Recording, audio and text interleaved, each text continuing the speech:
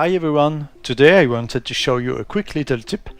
We know that IRAY renders displacement pretty poorly if you don't change a basic setting. But first, let's see how it works with OpenGL. Most of us already know that, so just skip this part if you want to. The first thing to do is to set up the right material definition. In our case, it's gonna be the default one with tesselation applied. This is gonna subdivide the geometry. Then it's just a matter of choosing the right height scale for your material.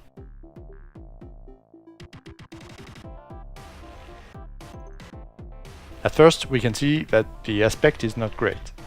We need to change the tessellation factor in order to drive the geometry subdivision. So it gives our plane more polygons to work with.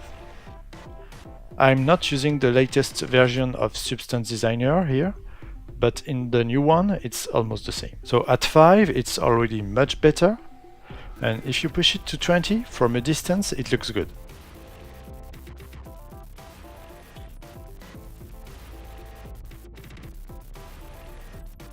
So now let's see how it works with IRAY.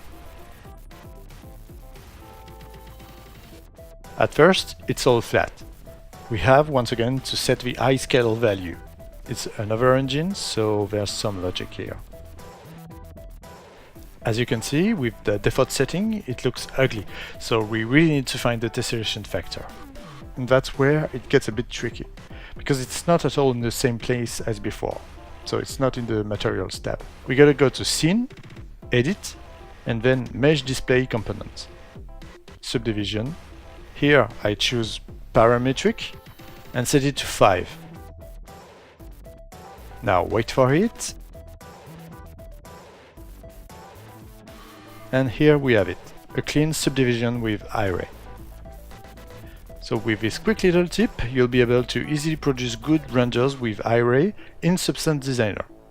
Of course, Marmoset Toolbag is more powerful in my opinion, but this solution here is quicker, and it's always good to know how to set it up properly.